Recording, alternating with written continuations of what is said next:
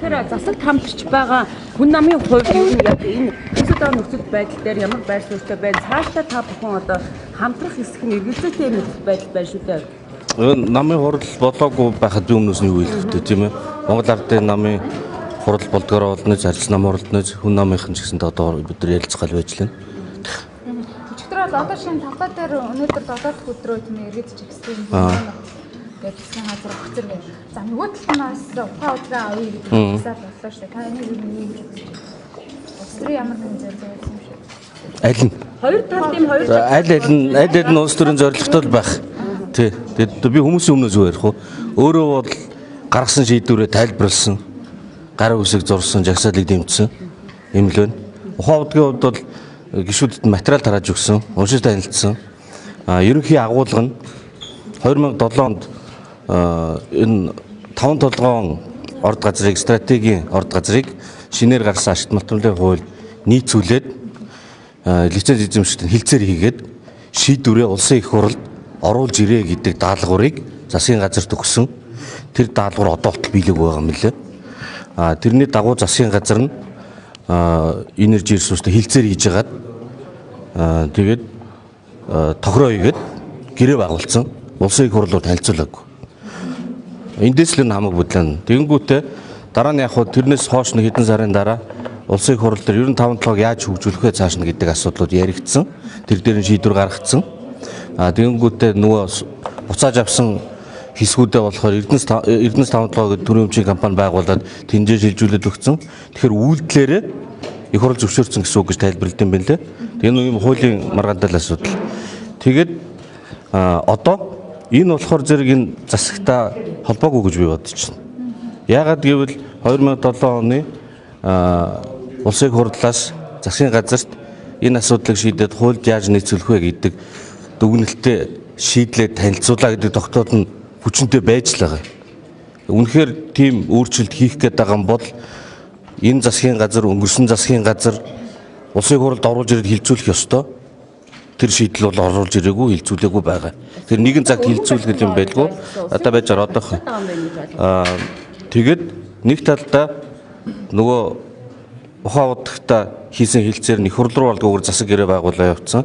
Тэгээд тэн чин төмөн янзын юм баригдаад, үйлдвэр баригдаад, зээл аваад буцааж төлөөд ингэж юм болцсон байна шүү дээ. Нөгөө талдаа өгсөн нөгөө тасалж өгсөн лицензүүд нь Эрдэнэс 5 толгой төрийн өмчийн компани байгуулад бас бөө юм болцсон. Тэгээ ингээд аль аль нь борлуулалт хийгээ зөндөө болцоо. Одоо тэгээд яаж шийдэх? Эсвэл энэ зөв байсан гэж явах юм уу? Эсвэл энийг өглөө буцааж авах хөлөө? Тийм яриад байлаа шүү дээ. Тэгэх ч юм бол тэр шийдлийг хуралд оруулж ирэл танилцуулъя л дээ. Тэгээд хэн байг гэдэг.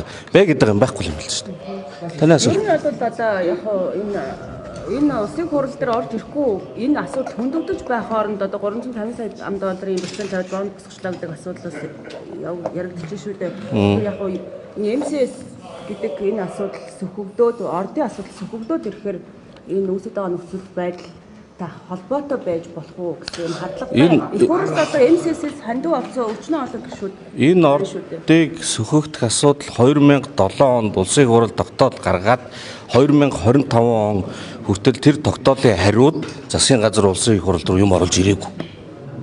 Тэгэхээр одоо засаг өөрсдөө шийдээд гэрээ байгуулад ингэж явцсан байхгүй юу? Тэрнээс ч хойш дэлхийн ертөнц одоо амьдралын уулуурхаа юу болоод 10-20 жил болж шít. Тэгээд одоо тэр тогтоолоо хэрэгжүүлээ гэх нь бол улсын их хурлын одоо бичсэн тогтоол хүчнтэй байгаа хүчингүй бодлого чинь үүргэн. Засгийн газар тэрэн дээр нь тайлбар их нь үүргэн. Тэгээд оруулж ирэл тайлбарлал байлгүй дээ. Одоо нэг нь оруулж ирэх гээд тийм баг. Яг үнэ сүлтгүй байж магадгүй. Нэг нь оруулж ирнэ гээд нөгөөх нь оруулж ирэхгүй гээд тэгээд байгаа юм бол би олж харахгүй байгаа. Энэ хамтарсан засгийн газар яг хүн намын гишүүний хувьд, хүн намын сонгогдсон гишүүний хувьд хамтарсан засгийн газрын хувьд ямар одоо итгэл үнэмшилтэйгээр одоо ажиллаж ийн гэж бодож байна. Таны хувьд ямар байр суурьтай байна? Одоо бол яг Монгол Ардын нам ганцаараа дангаар засаглах уу эсвэл одоо эргүүд арчсан нам хүн намтайгаар үргэлжлүүлэн засаглах уу гэсэн асуудлаа шийдэх гэж штэ. Хөв гишүүний хувьд. Хоёр талын гар үсэг зорсон штэ. Энэ нь нам дотроо ер нь таныг зарчмын үед ер нь яаж хүлээж авч таны байр суурийг хэрхэн одоо авч үзэж байна? Одоо ингээд та бүхнээс цөөх хөдлөө бид нар их хурл сууж байгаа. Тэгээ хэдэн нүрээ харсан халуун нүртэй хэдэн нөхөд байна. Их олон жилээс хамт улс төрж явлаа. Тийм болохоор чим хэцүү байгаа мэдээж. Гэхдээ энэ хамтарсан засгийг байгуулах нь угаасаа их тийм ориглон дэврүүн сэтгэлээр байгуулсан шүү дээ. Одоо ингээд мөнгө олно, экспорт нэмэгдэн, төмөр замаа холбоно. Тэгээд бүтээн байгуулалтуудаа хийн том юм хийнэ гэд. Мега төслүүдээ хийн. Дэлхийн ертөнц зөөр болцсон. Мөнгө нь олдохгүй байна. Үнэн нь унтсан байна. Манайд айгүй хүнд нөхцлүүд бас байна. Ийм байхад за тэгвэл ганц нэг юм дээр анхаарлаа төвлөрүүлээд том төслүүд одоо тэр газрын тосны үйлдвэр их мэтлээ барьж аваад фокуслаад илүү хямгатаа цэгцтэй явъяхийн оронд одоо ингээд тийм байхгүй PR-аар ингээд баах юм зарлцсан тэр 14 дээрээс нь нийслэлийн 24 чөлөө төслүүд одоо сүүлдээ бүр баартардаад ингээд ашигт төлөвлөлийн ордуудаа баартар өгчөөд хүнээр ажил хийлгээд орон даяараа бүсүүдийн хөгжлийг дэмжих нэрээр ингээд баах юмнууд хийх.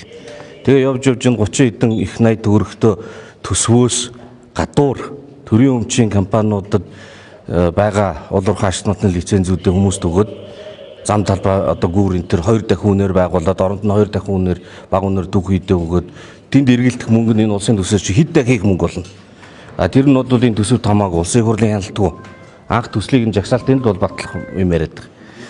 Иймэрхүү санаанууд ингээд цуглуулж байгаа. Тэгээ энийг хамгийн анх би уулуурхайн биржийн тухай хуультай засгийн газраас өргөн барьж оруулж ирсэн. Тэр үед нь хурцаар шүүмжилсэн.